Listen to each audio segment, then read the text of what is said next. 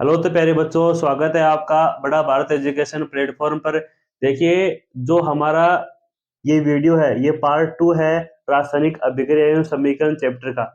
Part first अपन ने डाल दिया है पहले से ही, जिसका लिंक डिस्क्रिप्शन में दे दिया गया है। आप वहां पर जाकर फर्स्ट वीडियो देख सकते हैं। ठीक है। अब देखिए, इस वीडियो में अपन बात करेंगे रासायनिक अभिक्रिया के प्रकार की, कि रासायनिक अभिक्रिया कितने प्रकार की होती हैं, उनके बारे में पढ़ेंगे। और लास्ट में दो छोटे छोटे से दो पॉइंट है, संक्षारण और विकृत गंधिता। इन पॉइंटों को अपन इस वीडियो में कवर करने वाले हैं। तो सबसे पहले देखिए, रासायनिक अभिक्रियाओं के प्रकार। जो हमारी हेडिंग है वो है रासायनिक अभिक्रियाओं के प्रकार। अब देखिए, जो हमारी जो पहली अभिक्रिया है वो है संयोजन अभिक्रिया। जो हमारी पहली अभिक्रिया है वो है संयोजन अभिक्रिया। संयोजन अभिक्रिया। अब देखिए, इसमें जो संयोजन शब्द है, ये संयोजन शब्द है, इसका अर्थ होता है जुड़ना। इसका अर्थ होता है जुड़ना। अब नाम है संयोजन अभिक्रिया और जो संयोजन शब्द है इसका अर्थ होता है जुड़ना। अब इसका एग्जाम्पल लेते हैं अपन। जैसे मेरे पास Mg मैग्नीशियम धातु है, जब ये ऑक्सीजन के साथ अभिक्रिया करती है तो मेरे पास जो उत्पाद बनता है वो बनता है MgO, मैग्नीशियम ऑक्साइड। तो ये एक संयोजन अभिक्रिया है। क्यों? क्योंकि इसमें जो क्रिया कारक है वो आपस में संयोजित होकर जुड़कर एकल उत्पाद का निर्माण करते। दो या दो से अधिक अभिकारक जुड़कर जब एकल उत्पाद का निर्माण करें, ऐसी अभिक्रिया को संयोजन अभिक्रिया कहते हैं। देखिए, एक और एग्जांपल लेते हैं अपन। जैसे हमारे पास कार्बन है, जब कार्बन की अपन ऑक्सीजन के साथ अभिक्रिया करते हैं, कार्बन की अपन जब ऑक्सीजन के साथ अभिक्रिया करते हैं तो जो हमारे पास उत्पाद बनता है वो बनता है CO2। क्या बनता है? CO2। अब देखिए, इसमें दो क्रियाकारक हैं, वो आपस में जुड़ गए और एकल उत्पाद का निर्माण कर दिए। तो संयोजन अभिक्रिया में दो या दो से अधिक अभिकारक या क्रियाकारक आपस में जुड़कर एकल उत्पाद का निर्माण करते हैं। ऐसी अभिक्रिया को अपन बोलते हैं संयोजन अभिक्रिया। इसके बाद देखिए, दूसरी अभिक्रिया है वो है वियोजन अभिक्रिया। दूसरी जो हमारी अभिक्रिया है उसको अपन बोलेंगे वियोजन अभिक्रिया। अब जो वियोजन अभिक्रिया है, जो वियोजन अभिक्रिया है वो संयोजन की उल्टी है। अब इसमें जो वियोजन शब्द है इसका अर्थ होता है टूटना। वियोजन का जो शब्द है इसका अर्थ होता है टूटना। ये एक ऐसी अभिक्रिया है जिसमें एकल क्रियाकारक टूटकर दो या दो से अधिक उत्पादों का निर्माण करता है। तो ऐसी अभिक्रिया को अपन बोलते हैं वियोजन अभिक्रिया। देखिए, इसमें क्या है, इसमें एकल क्रियाकारक होता है, एक ही क्रियाकारक होता है। क्रियाकारक होता है वो एकल होता है, एक ही होता है। क्रियाकारक टूटेगा और दो या दो से अधिक उत्पादों का क्या करता है भाई? निर्माण करता है। एकल क्रियाकारक टूटकर दो या दो से अधिक उत्पादों का निर्माण करता है। तो ऐसी अभिक्रिया को अपन बोलते हैं वियोजन अभिक्रिया। और इसमें जो वियोजन है इसका अर्थ होता है टूटना। देखिए, मैं इसका एग्जाम्पल लेता हूं तब बात आपके समझ में आएगी। लेकिन उससे पहले आपको बता देता हूं कि जो एकल क्रियाकारक है जब ये टूटेगा तो दो या दो से अधिक उत्पाद बनेंगे। अब जो ये इस क्रियाकारक का टूटना है, इस क्रियाकारक का जो टूटना है, ये तीन चीजों पर निर्भर करता है। इस क्रियाकारक का टूटना तीन चीजों पर निर्भर करता है। अब वो तीन चीज कौन सी हैं? एक है ताप, दूसरा है प्रकाश और तीसरा है विद्युत। विद्युत। अब देखिए, जो क्रियाकारक है इसको आप ताप देकर भी तोड़ सकते हो, सूर्य का प्रकाश देकर भी तोड़ सकते हो, और विद्युत के द्वारा भी आप क्रियाकारक को तोड़कर दो या दो से अधिक उत्पादों का निर्माण करवा सकते हैं। तो इस क्रियाकारक जिसके आधार पर टूट रहा है उसी के आधार पर जो वियोजन अभिक्रिया है वो तीन प्रकार की होती है। जब ताप की उपस्थिति में टूटे तब उसको बोल देंगे ताप अपघटन अभिक्रिया। अब देखिए जो वियोजन अभिक्रिया है इसको अपन अपघटन अभिक्रिया ही बोलते हैं। कौन से अभिक्रिया बोलते हैं? अपघटन अभिक्रिया भी बोलते हैं वियोजन को। अब जो क्रियाकारक है वो तीन चीजों पर निर्भर करता है टूटने के लिए, ताप, प्रकाश और विद्युत। जब क्रियाकारक ताप की उपस्थिति में टूटे तो उसको अपन बोलेंगे ताप अपघटन अभिक्रिया। ताप अपघटन अभिक्रिया। जब सूर्य के प्रकाश की उपस्थिति में टूटे तो उसको अपन बोल देंगे प्रकाश अपघटन अभिक्रिया। और जब विद्युत की उपस्थिति में टूटे क्रियाकारक तो उसको अपन बोल देंगे विद्युत अपघटन अभिक्रिया। विद्युत अपघटन अभिक्रिया। देखिए इसके एग्जांपल लेते हैं अपन, जैसे ताप अपघटन अभिक्रिया को उदाहरण लें, जैसे मेरे पास है CaCO3 कैल्शियम कार्बोनेट। जब इसको आप गर्म करते हो, ताप देते हो, तो ये टूटकर calcium oxide plus CO2 gas का निर्माण करता है। उसी प्रकार मेरे पास एक और एग्जाम्पल है, ये एग्जाम्पल नंबर फर्स्ट और ये एग्जाम्पल नंबर सेकंड। मेरे पास है लेड नाइट्रेट PbNO3 का होल क्वाइज 2। जब आप इसको भी गर्म करते हो, ताप देते हो, तो ये भी टूटकर बनाता है PbO plus NO2 plus O2। तो एकल क्रियाकारक टूटकर दो या दो से अधिक उत्पादों का निर्माण करता है, तो ऐसी अभिक्रिया को अपन बोलेंगे वियोजन अभिक्रिया। और ये जिसकी उपस्थिति में टूटे उसी का नाम दे देंगे। ये ताप की उपस्थिति में टूट रहा है तो उसको अपन बोल देंगे ताप अपघटन अभिक्रिया। ये भी ताप की उपस्थिति में टूट रहा है तो ये भी कौन सी अभिक्रिया है? ताप अपघटन अभिक्रिया। अब देखिए प्रकाश अपघटन अभिक्रिया का उदाहरण, जैसे मैं लेता हूं AgCl सिल्वर क्लोराइड। जब सिल्वर क्लोराइड को सूर्य के प्रकाश में रखते हैं, साथ ही इसके ऊपर सनलाइट गिराते हैं, तो ये टूटकर Ag प्लस Cl2 गैस का निर्माण करता है। इसका मतलब एकल क्रियाकारक टूटकर दो उत्पादों का निर्माण कर रहा है। किसकी उपस्थिति से? सूर्य के प्रकाश की उपस्थिति से। तो नाम बोल देंगे ये प्रकाश अपघटन अभिक्रिया है। तो एक और एग्जांपल देखिए, एक हमारे पास AgBr। जब AgBr के ऊपर आप सनलाइट गुजारोगे, सूर्य का प्रकाश डालोगे, तब ये AgBr है वो टूटकर Ag प्लस Br2 का निर्माण करता है। तो ये प्रकाश की उपस्थिति में टूट रहे हैं, तो ये है प्रकाश अपघटन अभिक्रिया।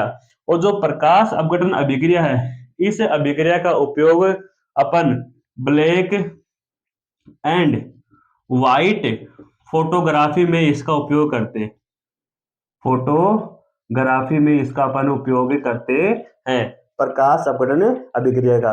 इसके बाद जो अपन के पास तीसरी अभिक्रिया है वो है विद्युत अपघटन अभिक्रिया। जो विद्युत अपघटन अभिक्रिया है ये एक ऐसी अपघटन अभिक्रिया है जो विद्युत की उपस्थिति में संपन्न होती है, तो इसको अपन बोल देंगे विद्युत अपघटन अभिक्रिया। इसका अपन एग्जांपल लेते हैं, यहां पर लेते हैं। तो देखिए इसका एग्जांपल, जैसे मेरे पास है NaCl सोडियम क्लोराइड। जब सोडियम क्लोराइड में अपन विद्युत धारा प्रवाहित करेंगे, क्या करेंगे? विद्युत धारा प्रवाहित करते हैं तो Na प्लस और Cl2 गैस का क्या होता है? निर्माण होता है। तो एकल क्रियाकारक टूटकर दो उत्पादों का निर्माण कर रहा है। अब ये टूट किसकी उपस्थिति में रहा है? विद्युत की उपस्थिति में टूट रहा है, तो इसको अपन बोल देंगे विद्युत अपघटन अभिक्रिया। था जिस आधार पर क्रियाकारक टूट रहा है उसी के आधार पर उसका नाम दे देंगे प्रकाश। ताप की उपस्थिति में टूटे ताप अपघटन अभिक्रिया, प्रकाश की उपस्थिति में टूटे प्रकाश अपघटन अभिक्रिया, और विद्युत की उपस्थिति में टूटे तो उसको अपन बोल देंगे विद्युत अपघटन अभिक्रिया। उसके बाद देखिए जो हमारी अगली हेडिंग है वो है ऊष्माक्षेपी अभिक्रिया।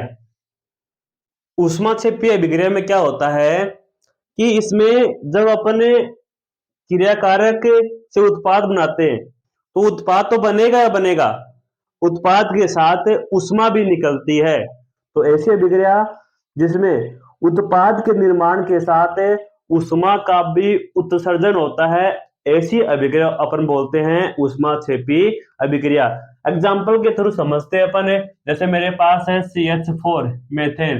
जब अपन मेथेन का दहन करते हैं, मेथेन की अभिक्रिया ऑक्सीजन के साथ करवाते हैं, तो हमारे पास जो उत्पाद बनता है वो बनता है CO2 H2O, और बहुत अधिक मात्रा में ऊष्मा भी निकलती है। तो उत्पाद तो बन ही रहा है क्रियाकारक से, उत्पाद तो बन ही रहा है, लेकिन उत्पाद के साथ जब उष्मा का भी उत्सर्जन होता है तो ऐसी अभिक्रिया को अपन बोल देंगे ऊष्माक्षेपी। आपकी बुक में एक क्वेश्चन दे रखा है, क्या श्वसन भी ऊष्माक्षेपी है? क्या श्वसन भी ऊष्माक्षेपी है? आपको ये बताना है क्या श्वसन एक ऊष्माक्षेपी अभिक्रिया है। तो देखिए श्वसन क्या होता है, जैसे हमारे पास कोई भी शरीर की कोशिका है, कोई भी शरीर की हमारे पास है कोशिका, तो अपन श्वसन को समझने वाले हैं। यहाँ पर ये हमारे पास क्या है भाई, कोई कोशिका है। जब जो अपन भोजन खाते हैं, जो अपन भोजन खाते हैं उसका हमारे पेट में जाकर उसका छोटे छोटे टुकड़ों में तोड़ा जाता है, उसका पाचन होता है और वो अंत में ब्लड के थ्रू ग्लूकोज कोशिका के अंदर पहुंचता है। जो भोजन है वो ग्लूकोज के रूप में रक्त के द्वारा कहाँ पहुंचता है, कोशिका के भीतर पहुंचता है। तो ये आ गया ग्लूकोज, कहाँ, कोशिका के भीतर। अब ग्लूकोज का जो सूत्र होता है वो होता है C6H12O6। जब कोशिका के अंदर इस ग्लूकोज का ऑक्सीकरण होता है, इसकी ऑक्सीजन के साथ अभिक्रिया होती है तो CO2 बनता है, पानी बनता है और बहुत अधिक मात्रा में क्या मुक्त होती है, ऊर्जा मुक्त होती है। तो ये इस प्रक्रिया को अपन बोलते हैं श्वसन। और श्वसन में ऊर्जा का उत्सर्जन हो रहा है, उष्मा का उत्सर्जन हो रहा है, तो ऐसी इसलिए अपन श्वसन को भी एक ऊष्माक्षेपी अभिक्रिया बोलते हैं, क्योंकि उसमें उत्पाद के निर्माण के साथ साथ ऊर्जा भी निकलती है। ऊर्जा मतलब उष्मा निकलती है, तो इसलिए श्वसन भी क्या होती है भाई, एक ऊष्माक्षेपी अभिक्रिया होती है। और श्वसन कहाँ होता है, कोशिका के भीतर होता है। क्या होता है, जो ग्लूकोज होता है उसकी ऑक्सीजन के साथ अभिक्रिया करवा देंगे तो CO2 बनेगा, पानी बनेगा और क्या मुक्त होगी, ऊर्जा मुक्त होगी। तो इस अभिक्रिया को अपन बोल देंगे श्वसन है। और ये कहाँ होता है, कोशिका के अंदर होता है। श्वसन भी एक क्या है, ऊष्माक्षेपी, क्योंकि उसमें ऊष्मा का क्षेपण हो रहा है, ऊष्मा का उत्सर्जन हो रहा है, इसीलिए श्वसन भी क्या है भाई, एक ऊष्माक्षेपी अभिक्रिया है। अब देखिए जो हमारी अगली अभिक्रिया है वो है ऊष्माशोषी अभिक्रिया। ऊष्माशोषी अभिक्रिया। अब ऊष्माशोषी अभिक्रिया क्या होती है, ऐसी अभिक्रिया जिसमें ऊष्मा का अवशोषण होता है। ऐसी अभिक्रिया जिसमें ऊष्मा का अवशोषण होता है उसे अपन बोलते हैं ऊष्माशोषी अभिक्रिया। जैसे अपन एग्जांपल लेते हैं, जैसे मेरे पास है कैल्शियम है कार्बोनेट। जब कैल्शियम कार्बोनेट को ऊष्मा देते हैं, अपन उसको गर्म करते हैं, ऊष्मा देते हैं, तब क्या होता है, CaO calcium oxide plus CO2 gas बनती है। तो इसमें ऊष्मा का अवशोषण हो रहा है, इस अभिक्रिया में ऊष्मा का अवशोषण हो रहा है, इसीलिए इस अभिक्रिया को अपन ऊष्माशोषी अभिक्रिया बोलते हैं, क्योंकि इसमें ऊष्मा का शोषण हो रहा है, अवशोषण हो रहा है। जबकि ऊष्माक्षेपी में ऊष्मा क्या हो रहा है, उत्सर्जन हो रहा है, उत्पाद के साथ ऊष्मा भी निकल रही है, तो ऐसी अभिक्रिया को बोलते हैं ऊष्माक्षेपी। कोशिका के भीतर ग्लूकोज का ऑक्सीकरण होता है, ग्लूकोज टूटता है और CO2 पानी और ऊर्जा मुक्त करता है। ऊर्जा मुक्त करने के कारण श्वसन को भी अपन ऊष्माक्षेपी अभिक्रिया बोलते हैं। उसके बाद जो हमारी अगली हेडिंग है वो है विस्थापन अभिक्रिया। विस्थापन अभिक्रिया क्या होती है? अब विस्थापन अभिक्रिया होती क्या है कि इसमें उच्च क्रियाशील धातु है, वो निम्न क्रियाशील धातु को उसके यौगिक से प्रतिस्थापित कर देती है। तो ऐसी अभिक्रिया को अपन बोलते हैं विस्थापन अभिक्रिया। मैंने क्या बोला, मैंने बोला कि विस्थापन अभिक्रिया में क्या होता है कि उच्च क्रियाशील धातु है वो निम्न क्रियाशील धातु को उसके यौगिक से विस्थापित कर देती है। ऐसी अभिक्रिया को अपन बोलते हैं विस्थापन अभिक्रिया। जैसे इसके एग्जाम्पल से अपन समझते हैं, जैसे मेरे पास है Fe प्लस CuSO4। जब अपन इनकी अभिक्रिया कराते हैं तो होता क्या है कि जो Fe है ये इस CO को यहां से निकाल देता है और खुद इस CO के स्थान पर कॉपर के स्थान पर आ जाता है। कौन है? Fe। क्या बनता है? FeSO4 plus Cu। इसका मतलब जो Fe है, फेरस है, वो कॉपर का क्या कर देता है, विस्थापन कर देता है, उसके स्थान पर खुद आ जाता है, तो बनाता क्या है, FeSO4 प्लस Cu। तो ये अभिक्रिया है, ये विस्थापन अभिक्रिया है। और मैंने परिभाषा क्या बोली थी, ऐसी अभिक्रिया जिसमें उच्च क्रियाशील धातु यहां पर जो उच्च क्रियाशील धातु है ये है, उच्च मतलब अधिक क्रियाशील धातु कौन है? एफ ही है। ये निम्न क्रियाशील धातु, ये है निम्न क्रियाशील धातु। निम्न क्रियाशील क्रिया निम्न क्रियाशील धातु को उसके यौगिक से प्रतिस्थापित कर देती है। उच्च क्रियाशील धातु निम्न क्रियाशील धातु को उसके यौगिक से प्रतिस्थापित कर देती है, तो ऐसी अभिक्रिया को अपन बोलते हैं विस्थापन अभिक्रिया। अब अगली जो अभिक्रिया है वो है द्विविस्थापन अभिक्रिया। इस अभिक्रिया में क्या होता है कि जो क्रियाकारक होते हैं उनके आयनों के बीच आदान प्रदान होता है। क्रियाकारकों के आयनों के बीच आदान प्रदान हो तो उसको अपन बोलते हैं द्विविस्थापन अभिक्रिया, अर्थात 2 बार विस्थापन हो उसको अपन बोल देंगे द्विविस्थापन अभिक्रिया। एग्जांपल से समझते हैं अपन, जैसे मेरे पास एग्जांपल है Na2SO4। Na2SO4 है, जब इसकी अभिक्रिया अपन कराते हैं BaCl2 से, किससे कराते हैं भाई? BaCl2 से, बेरियम क्लोराइड। तो बनेगा क्या कि जो ये Na है ये तो साथ चला जाएगा Cl के, और जो SO4 है इसके साथ जुड़ जाएगा Ba, तो बनेगा क्या? बनेगा BaSO4 प्लस NaCl। इसका मतलब जो क्रियाकारक के आयन है उनके बीच क्या हो रहा है? एक्सचेंज हो रहा है। तो क्रियाकारकों के आयनों के बीच आदान प्रदान हो तो ऐसी अभिक्रिया को अपन बोलते हैं द्विविस्थापन अभिक्रिया। अगले जो हमारी हेडिंग है वो है ऑक्सीकरण अभिक्रिया। ऑक्सीकरण अभिक्रिया क्या होती है? आप वैसे तो इसको 11वीं क्लास में डिटेल से पढ़ेंगे, परंतु 10वीं क्लास का लेवल क्या है कि ऐसी अभिक्रिया जिसमें ऑक्सीजन का योग हो। ऑक्सीकरण किसको बोलेंगे? ऐसी अभिक्रिया जिसमें ऑक्सीजन का योग हो अर्थात ऑक्सीजन जुड़े, उसको अपन बोलते हैं ऑक्सीकरण अभिक्रिया। देखिए एग्जांपल देखिए, जैसे मेरे पास कॉपर है, जब मैं कॉपर की अभिक्रिया कराता हूं ऑक्सीजन से, कॉपर की अभिक्रिया करवाता हूं ऑक्सीजन से, तो मेरे पास उत्पाद बनता है कॉपर ऑक्साइड। कॉपर ऑक्साइड उत्पाद बनता है। तो यहां पर जो ऑक्सीजन वो जुड़ रहा है, ऑक्सीजन है वो जुड़ रहा है किससे? कॉपर से। तो ऐसी अभिक्रिया जिसमें ऑक्सीजन का योग हो उसे अपन बोलते हैं ऑक्सीकरण अभिक्रिया। उसके बाद जो अगली हेडिंग है वो है अपचयन अभिक्रिया। अपचयन अभिक्रिया।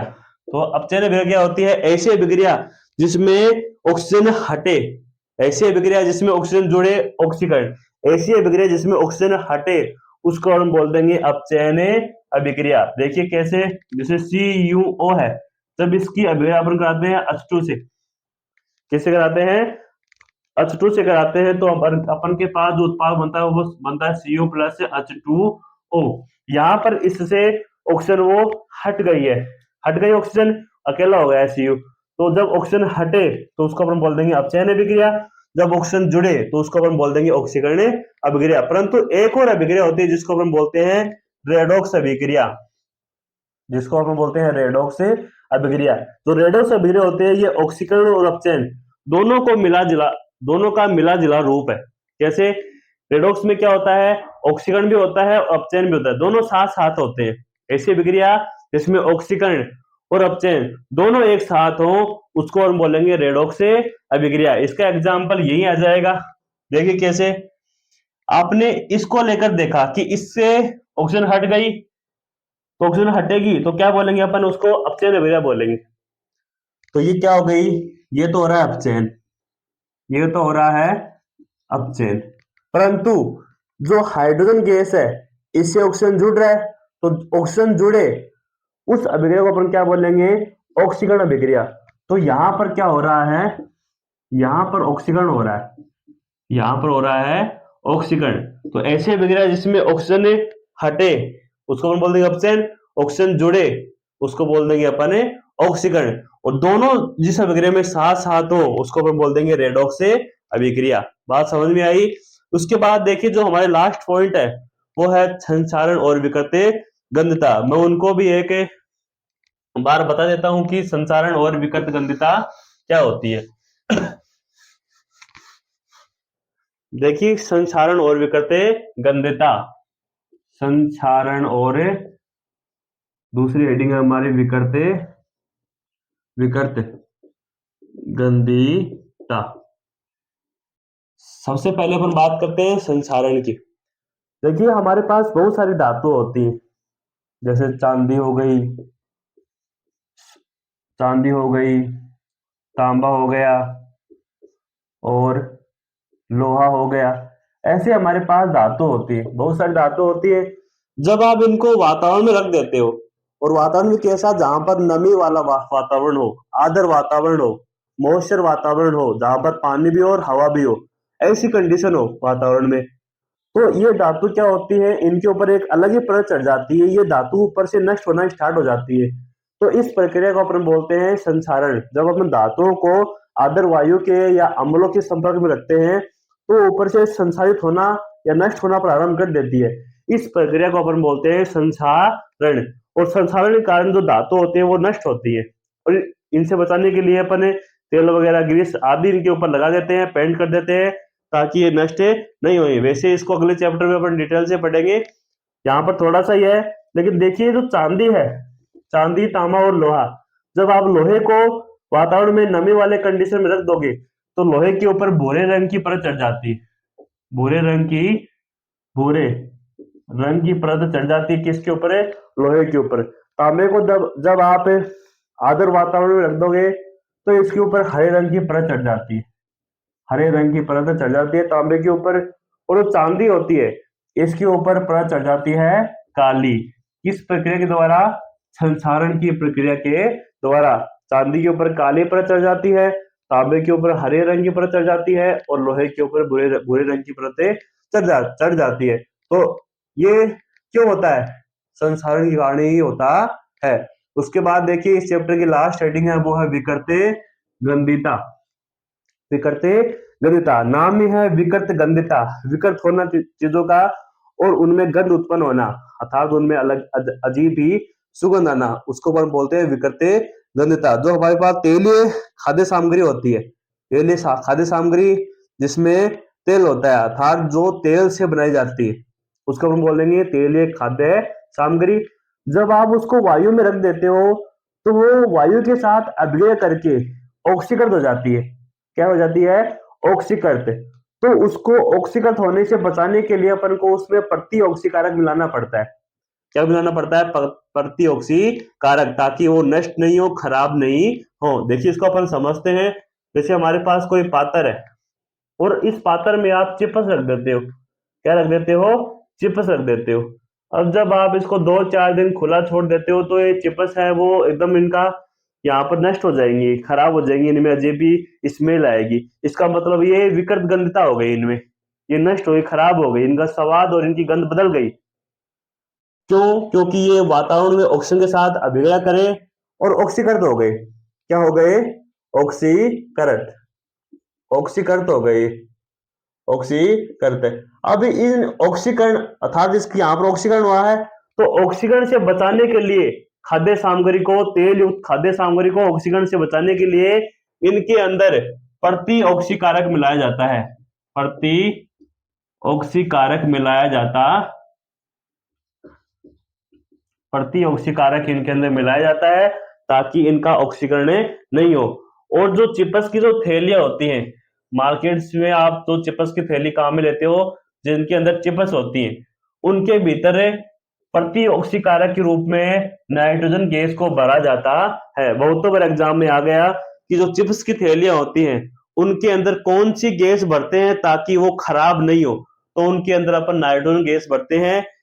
ये नाइट्रोजन गैस उनको खराब होने से रोकती है, अर्थात उनका ऑक्सीकरण नहीं करवाती। क्यों? क्योंकि ये कम क्रियाशील गैस है, जबकि ऑक्सीजन है वो अधिक क्रियाशील गैस है, जो खाद्य सामग्री के साथ अभिक्रिया करके उनको क्या कर देती है? ऑक्सीकरण कर देती है। जैसे अपन ने ऑक्सीकरण में पढ़ा भी, जब किसी के साथ ऑक्सीजन जुड़ जाती है तो उसका अपन ऑक्सीकरण होता है, तो वैसे ही जब खाद्य सामग्री होती है उसके साथ जब ऑक्सीजन जुड़ जाएगी तो उसका ऑक्सीकरण हो जाएगा। परंतु उसको अपन ऑक्सीकरण से बचाना है तो उसके अंदर अपन प्रति ऑक्सीकारक मिलाएंगे, और जो चिपस की थैलियां होती है उनमें प्रति ऑक्सीकारक के रूप में अपन नाइट्रोजन गैस को मिलाते हैं। तो इस प्रकार हमारा जो पॉइंट पूरा होता है वो होता है विकृति गंधता का पॉइंट पूरा होता है। ठीक है, अगर आपको वीडियो अच्छा लगा तो वीडियो को लाइक कीजिए और चैनल को अवश्य सब्सक्राइब कीजिए ताकि हमारा वीडियो आपके पास सही समय पर पहुंच जाए। धन्यवाद।